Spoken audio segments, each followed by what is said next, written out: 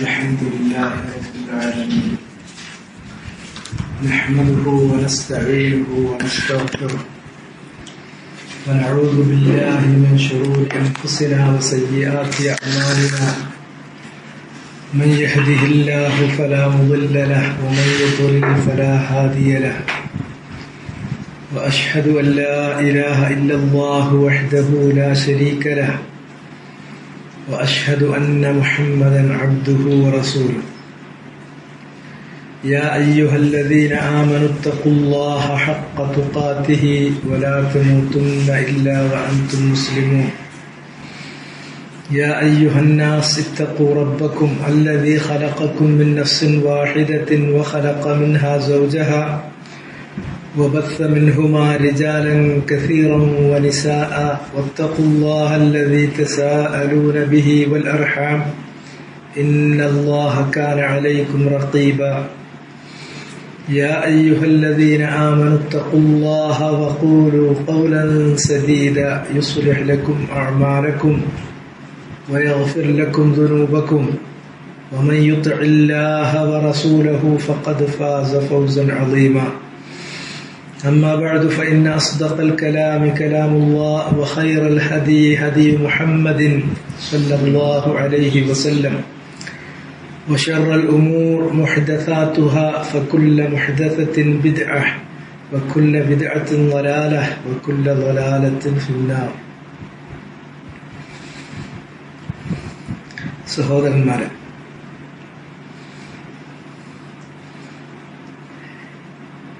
ഒരു ഹദീസ്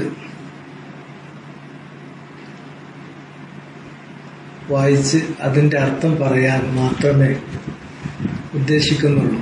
ആ ഹദീസ് ഡോക്ടർ ഇഹ്സാനോട് ഇരിക്കുന്നുണ്ട്, അവർക്ക് ഞാൻ പറഞ്ഞു കൊടുത്തതാണ് എൻ്റെ ഓർമ്മയിലുള്ളത്. അതാണ് ഹദീസ് ആവർത്തിക്കുക.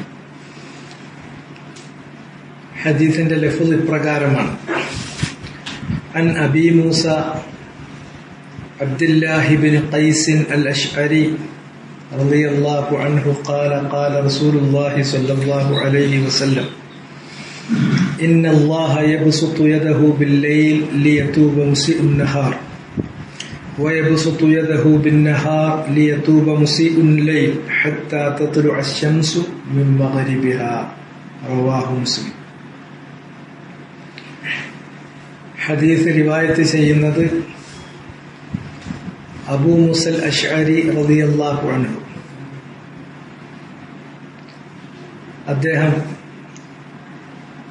വളരെ നേരത്തെ തന്നെ ഇസ്ലാമിലേക്ക് കടന്നു വന്നിട്ടുള്ള ഒരു സ്വഹാബി വര്യനാണ്.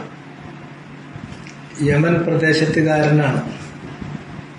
അദ്ദേഹം ഇസ്ലാം സ്വീകരിച്ച് തന്റെ നാട്ടിലേക്ക് പോയതിന് ശേഷം അതിന് സുബൈദ് എന്ന പ്രദേശങ്ങളൊക്കെ അവിടുത്തെ കാര്യങ്ങൾ നോക്കാൻ വേണ്ടി നബി സല്ലല്ലാഹു അലൈഹി വസല്ലം അദ്ദേഹത്തെ ചുമതലപ്പെടുത്തിയിട്ടുണ്ടായിരുന്നു. പിന്നീട് ഉമർ ഇബ്നുൽ ഖത്താബ് റളിയല്ലാഹു തആല അൻഹു ഖലീഫയായപ്പോൾ ഇറാഖിലെ ബസ്റയുടെ കാര്യം അദ്ദേഹത്തെ ചുമതല ഏൽപ്പിച്ചിരുന്നു. അവിടുത്തെ ഗവർണറായിരുന്നു. ഉമർ റളിയല്ലാഹു തആല അൻഹുവിന്റെ കാലം കഴിഞ്ഞു. പിന്നീട് ഉസ്മാൻ ഇബ്നു അഫ്ഫാൻ റളിയല്ലാഹു അൻഹു അധികാരത്തിൽ വന്നപ്പോൾ ഇറാഖിലെ തന്നെ മറ്റൊരു പട്ടണമായ കൂഫ, ആ കൂഫയുടെ ചുമതല ഇദ്ദേഹത്തെ ഏൽപ്പിച്ചിട്ടുണ്ടായിരുന്നു. അതുപോലെ തന്നെ സുഫീനിൽ വെച്ച് അലി ഇബ്നു അബീ ത്വാലിബും മുആവിയയും റളിയല്ലാഹു അൻഹുമ അവർക്കിടയിലുണ്ടായ ആ യുദ്ധത്തിന് ഒടുവിൽ രണ്ടുപേരെ മധ്യസ്ഥന്മാരായി അല്ലെങ്കിൽ വിധികർത്താക്കളായി നിശ്ചയിക്കുമ്പോൾ അലി ഇബ്നു അബീ ത്വാലിബ് റളിയല്ലാഹു അൻഹുവിന്റെ പക്ഷത്തിനു വേണ്ടി അലി ഇബ്നു അബീ ത്വാലിബ് മധ്യസ്ഥനായി അല്ലെങ്കിൽ വിധികർത്താവായി നിശ്ചയിച്ചത് അബൂ മൂസ അശ്അരി റളിയല്ലാഹു അൻഹുവിനെയാണ്. അങ്ങനെ ഇസ്ലാമിന്റെ ചരിത്രത്തിൽ സുപ്രധാനമായ ഒരുപാട് പ്രവർത്തനങ്ങൾ, ഒരുപാട് ഖിദ്മകൾ ചെയ്തിട്ടുള്ള മഹാനായ സ്വഹാബി വര്യനാണ് അബൂ മൂസ അബ്ദുല്ലാഹി ഇബ്നു ഖൈസ് അൽ-അശ്അരി റളിയല്ലാഹു അൻഹു. ഏതാണ്ട് ഹിജറ 44-ാം ആണ്ടിലാണ് അദ്ദേഹം മരണപ്പെടുന്നത്. അദ്ദേഹമാണ് ഈ ഹദീസ് റിവായത്ത് ചെയ്യുന്നത്.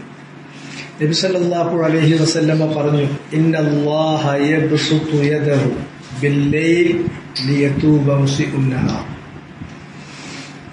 രാത്രിയായി കഴിഞ്ഞാൽ അല്ലാഹു സുബ്ഹാനഹു വ തആല അവന്റെ കൈ നിവർത്തി പിടിക്കുകയാണ്.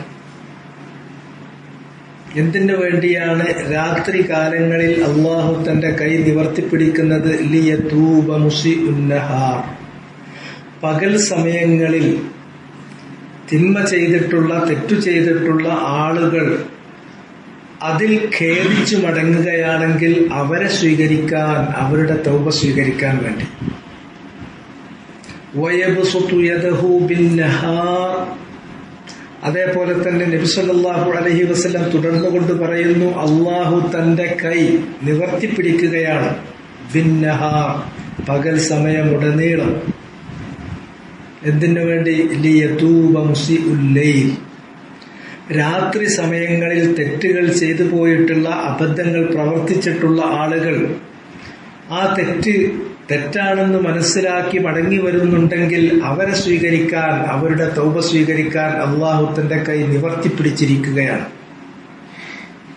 ഇങ്ങനെ രാപ്പകൽ ഭേദമന്യേ അല്ലാഹു അവന്റെ കൈ നിവർത്തിപ്പിടിച്ചു നിൽക്കുന്നു. രാത്രിയിൽ കൈ നിവർത്തിപ്പിടിക്കുന്നത് പകലിൽ തെറ്റ് ചെയ്ത ആളുകൾ മടങ്ങി വരുമ്പോൾ, തൗബ ചെയ്യുമ്പോൾ അവരെ സ്വീകരിക്കാനാണ്. അതേപോലെ തന്നെ പകലിൽ നിവർത്തിപ്പിടിക്കുന്നത് രാത്രിയിൽ ചെയ്തവരെയും, അതുപോലെ തന്നെ രാത്രിയിൽ നിവർത്തിപ്പിടിക്കുന്നത് പകലിൽ തെറ്റ് ചെയ്ത ആളുകൾ അവർ തിരിച്ചു വരുന്നുണ്ടെങ്കിൽ അവരെ സ്വീകരിക്കാനുമാണ്. അങ്ങനെ അല്ലാഹു രാത്രിയിലും പകലിലും അവന്റെ കൈ നിവർത്തി തന്നെ വെച്ചിരിക്കുകയാണ്. ഇല്ല, വേണ്ട, സ്വീകരിക്കില്ല, പറ്റില്ല എന്ന് അല്ലാഹുവിനില്ല. വരൂ, നിങ്ങൾ തിരിച്ചു വരൂ. അങ്ങനെ തിരിച്ചു വരികയാണെങ്കിൽ ഒരു അബ്ദ് തൗബ ചെയ്ത് തിരിച്ചു വരുമ്പോൾ, തൗബ ചെയ്യുമ്പോൾ അല്ലാഹുവിനുണ്ടാകുന്ന സന്തോഷം അത് വർണ്ണനാതീതമാണ്. മരുഭൂമിയിൽ വാഹനം നഷ്ടപ്പെട്ട് ഇനി ആ വാഹനം തിരിച്ചു കിട്ടില്ല എന്ന് ഉറപ്പിച്ച് ഒരു വൃക്ഷത്തിന്റെ നിഴലിൽ അങ്ങനെ വിശ്രമിച്ച് അതിൽ ഉറങ്ങിപ്പോയി, അങ്ങനെ പെട്ടെന്ന് ഉറങ്ങിക്കഴിഞ്ഞ് കുറച്ച് കഴിയുന്ന സമയത്ത് ഉണർന്നു നോക്കുമ്പോഴതാ ഒരിക്കലും തിരിച്ചു വരില്ല, മരുഭൂമിയിൽ ഞാൻ ഇങ്ങനെ സ്വയം എൻ്റെ ജീവിതം നഷ്ടപ്പെട്ടു പോകേണ്ടി വരും എന്ന നിരാശയിൽ കഴിച്ചു കൂട്ടുന്ന ഒരു മനുഷ്യൻ ഉറങ്ങി ഇങ്ങനെ കണ്ണു തുറക്കുമ്പോൾ തൻ്റെ വാഹനം തൻ്റെ കൺമുന്നിൽ അടുത്തു വന്നു നിൽക്കുന്നത് കാണുമ്പോൾ ആ വാഹനത്തിന്റെ മൂക്കയറ് പിടിച്ചിട്ട് അയാൾ പറയുന്നു, അല്ലാഹുമ്മ അൻത അബ്ദി വ അന റബ്ബുക്. അല്ലാഹുവേ, നീ എൻ്റെ അടിമയും ഞാൻ നിന്റെ റബ്ബുമാണ് എന്ന്. നേരെ തിരിഞ്ഞു പോവുകയാണ് വാക്ക്. മനസ്സിന്റെ ആ നിലയാണ് തെറ്റുകയാണ്. അതെന്തുകൊണ്ട്? സന്തോഷത്തിന്റെ ആധിക്യം കൊണ്ട് മനസ്സ് മറിഞ്ഞു പോവുകയാണ്. അങ്ങനെ പറയുന്ന ഒരു അടിയാന്, ഒരു മനുഷ്യന് ഉണ്ടാകുന്ന സന്തോഷത്തെക്കാളും കൂടിയ സന്തോഷമാണ് ഒരാൾ തൗബ ചെയ്ത് വരുമ്പോൾ, ഒരു മനുഷ്യൻ തൗബ ചെയ്യുമ്പോൾ അള്ളാഹുവിനുണ്ടാകുന്ന സന്തോഷം. അവനെ സ്വീകരിക്കാൻ സദാ അള്ളാഹു സന്നദ്ധനാണ്. അവന്റെ കൈ അവൻ നിവർത്തിപ്പിടിച്ചിരിക്കുകയാണ് രാത്രിയിലുടനീളം. അവന്റെ കൈ അവൻ നിവർത്തിപ്പിടിച്ചിരിക്കുകയാണ് ഇത്തരക്കാരെ സ്വീകരിക്കാൻ പകലുടനീളം.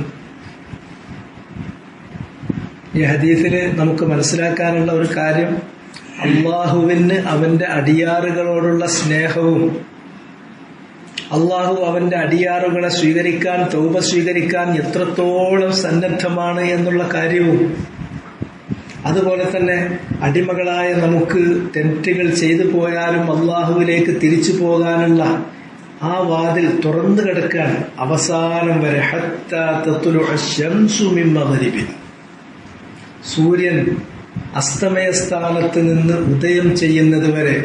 അതാണ് ആഖിറു അശ്റാത്തിസ് സഅത്തിൽ കുബ്ര. ഖിയാമത്ത് നാളിന്റെ വലിയ ലക്ഷണങ്ങളുണ്ട്. ഖിയാമത്ത് നാളിനോട് ഏറ്റവും അടുത്ത് സംഭവിക്കുന്ന അൽ ഖരീബ അൽ കുബ്ര, ഖിയാമത്ത് നാളിനോട് ഏറ്റവും അടുത്ത് സംഭവിക്കുന്ന, ചെറുതല്ല വലിയ ലക്ഷണങ്ങൾ, അടയാളങ്ങൾ. അതിലവസാനത്തേതാണ് തുലൂഉ ശംസി മിൻ മഗ്രിബിഹ, പടിഞ്ഞാറ് നിന്ന് സൂര്യൻ ഉദിക്കുക എന്നുള്ളത്. അതുവരെ എന്നാണ് ആ ഹദീസിലുള്ളത്. അപ്പോ അള്ളാഹുവിന് യദുണ്ട്. യദുൻ എന്ന് പറഞ്ഞാൽ കൈ എന്നാണ് അതിന്റെ അർത്ഥം. അള്ളാഹുവിനെ കുറിച്ച് വിവരിക്കുമ്പോൾ അവനെ വിശേഷിപ്പിക്കാവുന്ന പദമാണ് യദ് അഥവാ കൈ എന്നുള്ളത്. അത് തന്നെയും വളരെ കൃത്യമായിട്ടാണെങ്കിൽ 2 കൈകൾ എന്ന് തന്നെ ഖുർആനിലും ഹദീസിലും വന്നിട്ടുണ്ട്. അവന്റെ കൈകളെ കുറിച്ച് പറയുമ്പോൾ യമീനുല്ലാഹി മൽആ, അള്ളാഹുവിന്റെ യമീൻ മനുഷ്യനെ സംബന്ധിച്ച് അൽ യദുൽ യുംന എന്ന് പറഞ്ഞാൽ, യമീൻ എന്ന് പറഞ്ഞാൽ വലത് കൈ. അള്ളാഹുവിന്റെ കൈകളിൽ ഒന്നിനെ യമീൻ എന്ന് പറയുന്നു, മറ്റേതിന് മറ്റു കൈ അടുത്ത കൈ എന്ന് പറയുന്നു. അല്ലെങ്കിൽ കിൽത്താ യദൈഹി യമീൻ, അവന്റെ 2 കൈകളെയും യമീൻ എന്ന് തന്നെ വിശേഷിപ്പിക്കുന്നു. ഇങ്ങനെയൊക്കെ അള്ളാഹിനെ കുറിച്ച് പറയണം. അതാണ് ആയത്തിലും ഹദീസിലും ഒക്കെ ഉള്ളത്. അള്ളാഹുവിനെ കുറിച്ച് പറയുമ്പോൾ, വിവരിക്കുമ്പോൾ അവനെ വിശേഷിപ്പിക്കാനുള്ളതാണ് യദ്. അത് അവന്റെ വിശേഷണമാണ്. അങ്ങനെ ഒരു വിശേഷണം അവനില്ല എന്ന് നിഷേധിക്കാൻ പാടില്ല. യദെന്ന് പറഞ്ഞാൽ അതിന്റെ അർത്ഥം നമുക്കറിയേ ചെയ്യൂല. നമ്മളെന്തെങ്കിലും യദിനെ കുറിച്ചിട്ട് പറഞ്ഞാൽ അത് തെറ്റായി പോകും. അതുകൊണ്ട് യദുൻ എന്ന് പറഞ്ഞാൽ ഒരു അർത്ഥം തന്നെ ഇല്ലാത്ത വെറും ഒരു ശബ്ദം മാത്രമാണ്.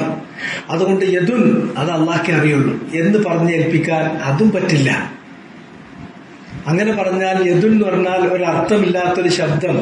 അപ്പൊ എന്താണോ ആ യദുൻ എന്ന് പറയുന്നതിൽ ഉള്ള അർത്ഥം അത് ഇല്ല, അത് നമുക്കറിയില്ല, അതില്ല എന്ന് പറയുന്നതോടുകൂടി ആ ഗുണത്തിൽ നിന്ന് അള്ളാഹുവിനെ നമ്മൾ ഒഴിവാക്കുന്നു.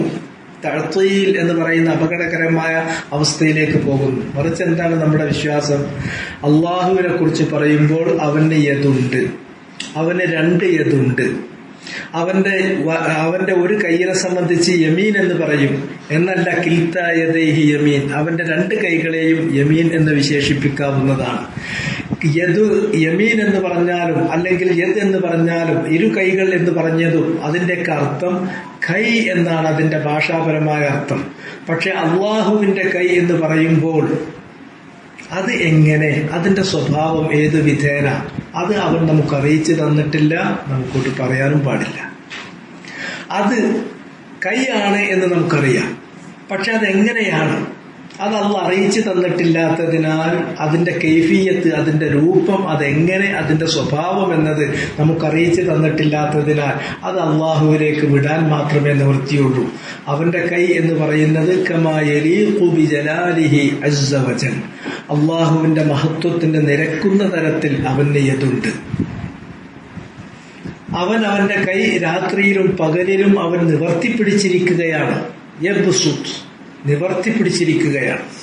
തൗബ ചെയ്തു വരുന്നവനെ സ്വീകരിക്കുന്നതിന് വേണ്ടി, അവന്റെ തൗബ സ്വീകരിക്കാൻ, തൗബ ചെയ്തു വരുന്ന അടിയാനെ സ്വീകരിക്കാൻ വേണ്ടി. അള്ളാഹുവിന്റെ സത്താപരമായ ഈ വിശേഷണത്തെ, ഈ ഗുണത്തെ ഈ ഹദീസ് വളരെ വ്യക്തമായി നമ്മെ പഠിപ്പിക്കുന്നുണ്ട്. അതിലുള്ള ഏറ്റവും പ്രധാനപ്പെട്ട പാഠം അതാണ്. 2ാമത്തെ കാര്യം തൗബയെ സംബന്ധിച്ചാണ്. തൗബ, തെറ്റുകൾ ചെയ്യുന്ന ഒരു മനുഷ്യന് അത്യാവശ്യമുള്ള ഒരു കാര്യമാണ് തൗബ. അത് നിരന്തരം തൗബയും ഇസ്തിഗ്ഫാറുമായി തന്നെ മുന്നോട്ട് പോകേണ്ടവനാണ് മനുഷ്യൻ. കാരണം തെറ്റുകൾ നിരന്തരം സംഭവിക്കുന്നവനാണ്. തെറ്റ് ചെയ്യാത്തവരായി ആദമിന്റെ മക്കളിൽ ആരുമില്ല. കുല്ലു ബനി ആദമ ഖത്താ. പക്ഷേ എല്ലാവരും തെറ്റ് ചെയ്യുന്നവരാണെങ്കിലും ചിലർ ഉന്നതരാകുന്നത് ഖൈറുൽ ഖത്താഈന തവ്വാബൂൻ. തെറ്റ് സംഭവിച്ചു പോയാൽ പിന്നെ തൗബ ചെയ്ത് അതിൽ നിന്ന് മടങ്ങി വരുന്ന ആളുകൾ, അവരാണ് ഉത്തമന്മാർ. അത്തായിബു മിനൽ ദംബി കമൻ ലാ ദംബ ലഹു. ഒരു തെറ്റ് സംഭവിച്ചു, കഴിഞ്ഞു എന്റെ കാര്യമെന്ന് വിചാരിക്കണ്ട. ശരിയായ വിധത്തിൽ തൗബ ചെയ്ത് കഴിഞ്ഞാൽ, തൗബ ചെയ്ത ഒരു മനുഷ്യൻ, തെറ്റിൽ നിന്ന് തൗബ ചെയ്ത മടങ്ങിയ ഒരു മനുഷ്യൻ കമൻ ലാ ദംബ ലഹു, തെറ്റ് ചെയ്യാത്തവനെ പോലെയാണ്. തെറ്റ് ചെയ്യാത്തവനെ പോലെയാണ്.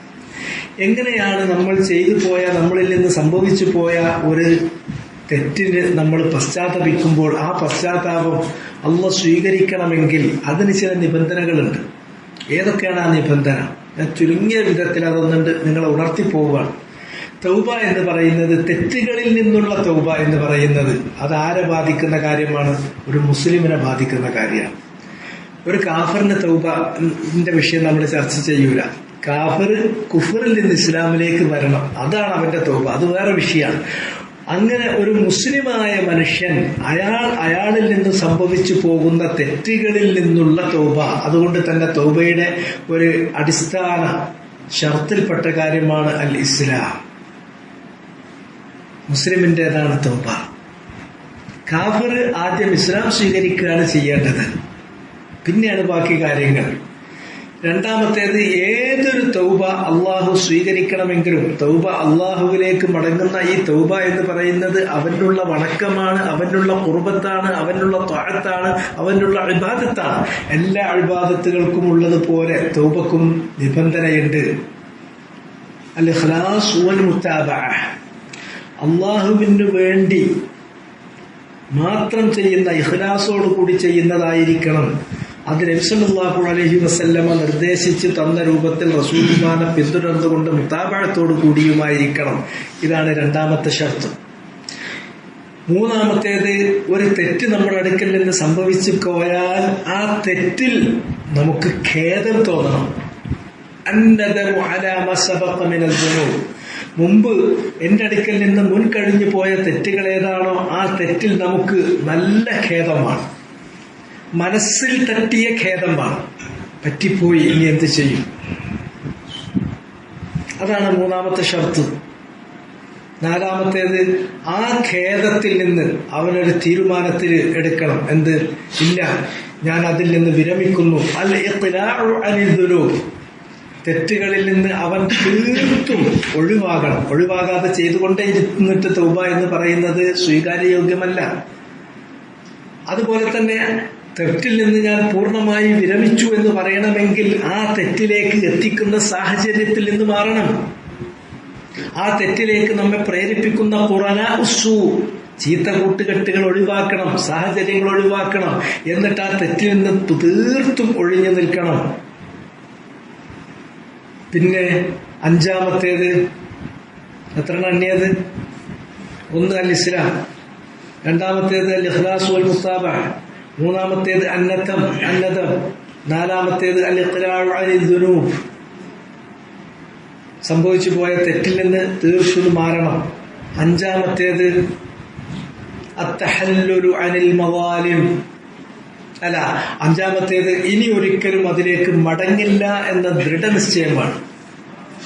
സംഭവിച്ചത് സംഭവിച്ചു, ഇന്ന് ഞാൻ തെറ്റിയത്, എന്നിട്ടെന്ന് തൗബ ചെയ്തു, നാളെ അത് വീണ്ടും ചെയ്യുന്നു, പിന്നെ നാളെ വൈകുന്നേരത്ത് ചെയ്യാൻ തൗബ, മറ്റന്നാൾ വീണ്ടും ആ തെറ്റ് ചെയ്യുക, എന്നിട്ട് മറ്റന്നാൾ വൈകുന്നേരത്ത് തൗബ ചെയ്യുക. ഇങ്ങനെയല്ല, ഇനി അതിലേക്ക് മടങ്ങില്ല എന്നുള്ള കാര്യം. അൽ അസ്മു അല അദ്മിൽ ഔദത്തി ഇലൽ ദുനൂബ് അല്ലതി കാന യുഖാരിഫുഹ, മുമ്പ് ചെയ്യാറുണ്ടായിരുന്ന തെറ്റുകൾ അതിലേക്ക് ഇനി മടങ്ങില്ല എന്ന ദൃഢനിശ്ചയമാണ്.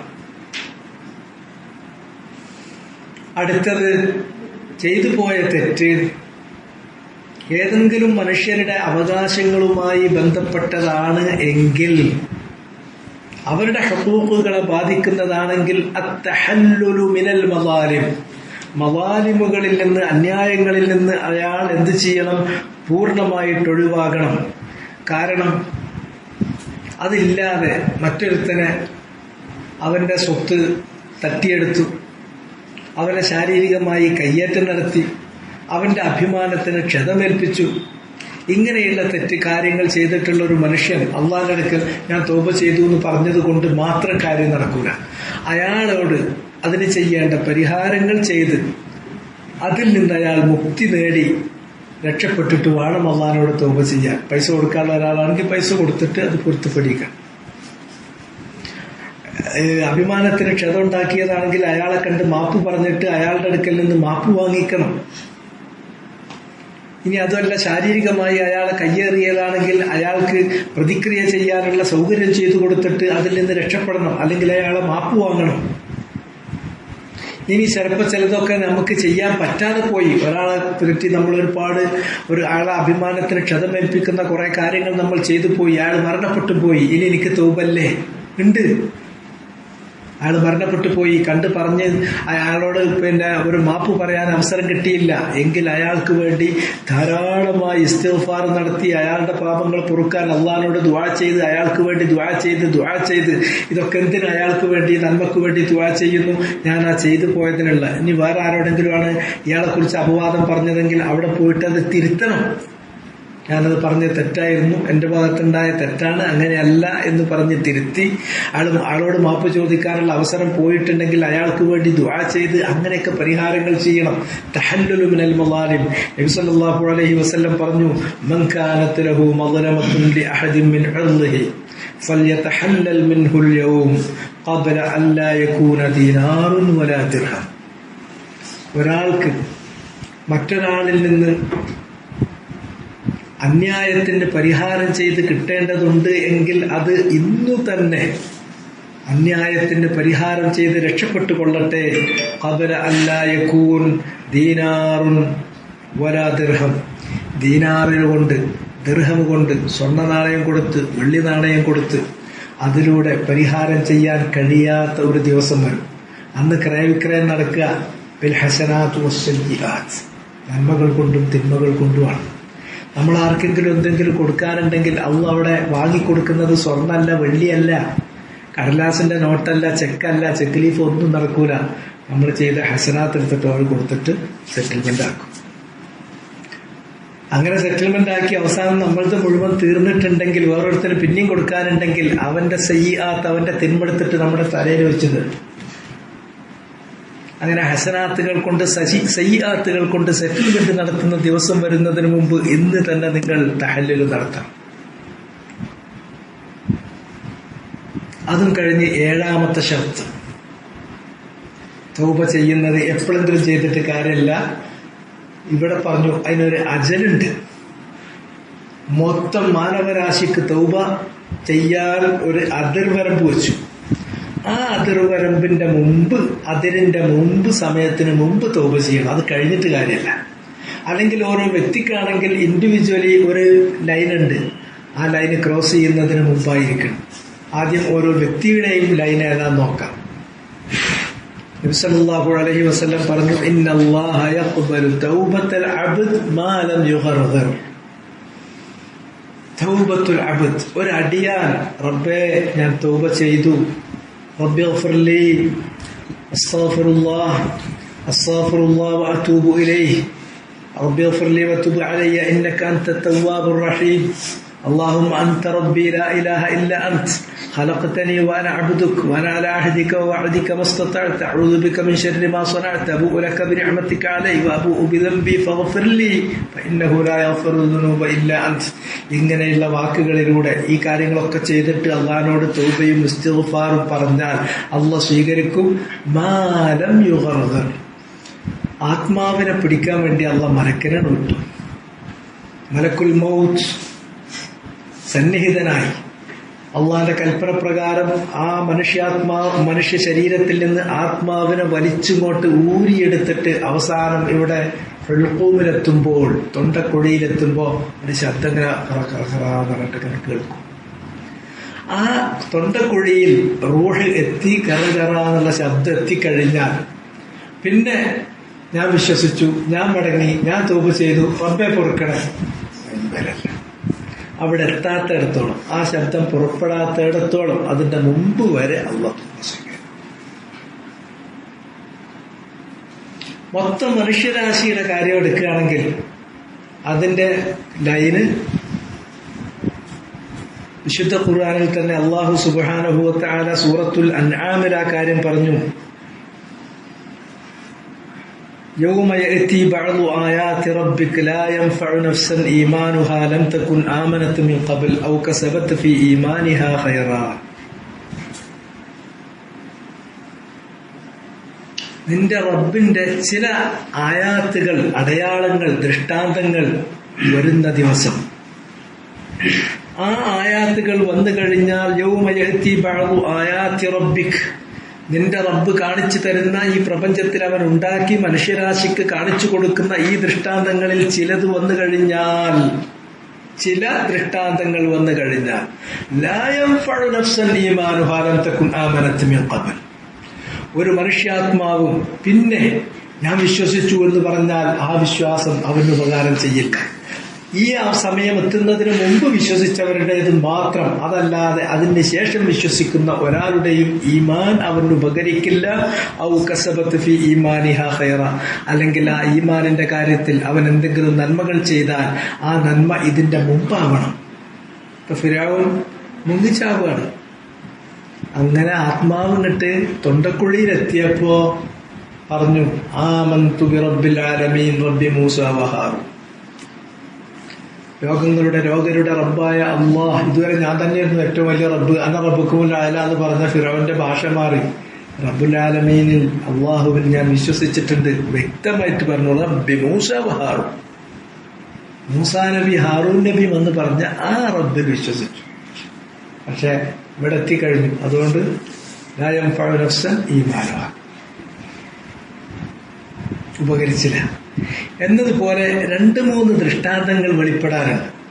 അത് വന്നു കഴിഞ്ഞാൽ, വെളിപ്പെട്ട് കഴിഞ്ഞാൽ പിന്നെ അതിനു മുമ്പ് വിശ്വസിക്കാത്തവൻ വിശ്വസിച്ചാലോ, അല്ലെങ്കിൽ അതിനു മുമ്പ് ചെയ്യാത്ത പ്രവർത്തനങ്ങൾ ചെയ്യാത്ത ആളുകൾ ഖൈറുകൾ ചെയ്താലോ ഇതിന് യാതൊരു ഫലവും അവന് കിട്ടില്ല. ഇമാം മുസ്ലിം ഉദ്ധരിക്കുന്ന ഹദീസിൽ തന്നെ നമുക്ക് കാണാൻ സാധിക്കും, സലാസുൻ ഇദാ ഖറജ്ന ലാ യൻഫഉ നഫ്സൻ ഈമാനുഹാ. 3 ദൃഷ്ടാന്തങ്ങൾ പറഞ്ഞു. അത് പ്രത്യക്ഷപ്പെട്ട് കഴിഞ്ഞാൽ ഒരു മനുഷ്യാത്മാവിനും പിന്നീട്, അതിന്റെ മുമ്പ് ഈമാനില്ല, പിന്നീട് ഈമാൻ കൊണ്ടുവെങ്കിൽ ആ ഈമാൻ ഒരിക്കലും ഉപകരിക്കുക. ആ 3 എണ്ണം: ഒന്ന്, തുലൂഉ ശംസി മിൻ മഗ്രിബിഹാ. ഈ ഹദീസിൽ പറഞ്ഞതുപോലെ സൂര്യൻ അതിന്റെ അസ്തമയ സ്ഥാനത്തു നിന്ന് ഉദയം ചെയ്താൽ അത് കണ്ടപ്പോൾ ബോധ്യായി, ആമന്തു ബിറബ്ബിൽ ആലമീൻ, അശ്ഹദു അല്ലാ ഇലാഹ ഇല്ലല്ലാഹ് വഅശ്ഹദു അന്ന മുഹമ്മദൻ റസൂലുള്ളാഹ്. ഉപകരിക്കുക. കയ്യിലുള്ളത് മുഴുവൻ വാരിക്കോരി കൊടുത്തിട്ട് വാങ്ങാൻ ആളുണ്ടാവില്ല, ആള് വാങ്ങിയാലും ഉപകരിക്കുക. പിന്നെ പള്ളിയിലെ സുജൂദ് തന്നെ കിടന്നു കൊടുത്ത് തല ഉയർത്താതെ സുജൂദിൽ തന്നെ കിടന്നാലും ഒരു കാര്യമല്ല. കാരണം ഈ ദൃഷ്ടാന്തങ്ങൾ, രണ്ടാമത്തേത് ഖുറൂജുദ് ദജ്ജാൽ വ ഖുറൂജുദ് ദാബത്തി ഖുറൂജുദ് ദാബ മിനൽ അർദ്, ഭൂമിയിൽ നിന്ന് ജീവി പ്രത്യക്ഷപ്പെടുന്ന കാര്യം പറയുന്നുണ്ട്. അതുപോലെ തന്നെ ദജ്ജാൽ വരുന്ന കാര്യം പറയുന്നുണ്ട്. സൂര്യൻ പടിഞ്ഞാറ് നിന്ന് ഉദയം ചെയ്യുന്ന കാര്യം പറയുന്നുണ്ട്. ഈ 3 എണ്ണം പ്രത്യക്ഷപ്പെട്ട് കഴിഞ്ഞാൽ കഴിഞ്ഞു. എപ്പോഴും വരാം, എപ്പോഴാണ് വരാമെന്ന് വിചാരിക്കണ്ട. ഇതൊക്കെ വരാന്ന് പറഞ്ഞാൽ മാലന്റെ ചിരട് പൊട്ടിയാൽ മണി ഉതിർന്ന് വീഴുന്ന മാതിരി വന്നു കഴിഞ്ഞിട്ട് വീണ്ടും കാര്യമുണ്ട്. അതിന്റെ മുൻപ് ഓരോ ദിവസവും നമ്മളെ കാര്യങ്ങളൊക്കെ ഒന്ന് നോക്കി തൗബ ചെയ്യേണ്ടത് തൗബ ചെയ്ത്, ഇസ്തിഗ്ഫാർ നടത്തേണ്ട ഇസ്തിഗ്ഫാർ നടത്തി, അതിന്റെ ശുറൂത്തുകൾ ഓരോന്നും, നിബന്ധനകൾ ഓരോന്നും ഒപ്പിച്ച് തന്നെ അല്ലാഹ് സ്വീകരിക്കുന്ന രൂപത്തിലാക്കി ശരിക്കും ഇങ്ങനെ നടന്നാൽ മരിച്ചു പോകാനൊരു സുഗന്ധം അള്ളാഹ്ക്ക് ഭയങ്കര ഇഷ്ടമായിരിക്കും. അള്ളാഹ് പറഞ്ഞാൽ ഇന്നല്ലാഹു യബ്സുതു യദഹു ബില്ലൈൽ ലിയതൂബ മുസ്ഇഉൻ നഹാർ വയബ്സുതു യദഹു ബിന്നഹാർ ലിയതൂബ മുസ്ഇഉൽ ലൈൽ വദാലിക ഹത്താ തബ്ലുഗ അശംസു മിൻ മഗ്രിബിഹ. അള്ളാഹു അവന്റെ കൈ നിവർത്തി പിടിച്ചിരിക്കുകയാണ് രാത്രിയിലുടനീളം. പകലിൽ തെറ്റ് ചെയ്തവൻ അവൻ മടങ്ങി വരികയാണെങ്കിൽ ആ രാത്രിയിൽ അവൻ സ്വീകരിക്കാം. അതേപോലെ തന്നെ പകലിൽ അവൻ കൈകൾ നിവർത്തി പിടിച്ചിരിക്കുകയാണ്. കാരണം രാത്രിയിൽ തെറ്റ് ചെയ്ത എൻ്റെ ഒരു അടിയാൻ മടങ്ങുന്നുണ്ടെങ്കിൽ അവനെ സ്വീകരിക്കാം. അങ്ങനെ അള്ളാഹ് രാത്രിയും പകലും കൈ നിവർത്തി നമ്മളെ സ്വീകരിക്കാൻ, മടങ്ങി വരുന്നവരെ സ്വീകരിക്കാൻ, തൗബ ചെയ്യുന്നവരെ സ്വീകരിക്കാൻ, തൗബ സ്വീകരിക്കാൻ കൈ നിവർത്തി പിടിച്ചിരിക്കുകയാണ്. സൂര്യൻ പടിഞ്ഞാറ് നിന്ന് ഉദയം ചെയ്യും. هذا والله تعالى أعلم وصلى الله وسلم على نبينا محمد وعلى آله وصحبه أجمعين. سبحانك اللهم وبحمدك أشهد أن لا إله إلا أنت أستغفرك وأتوب إليك.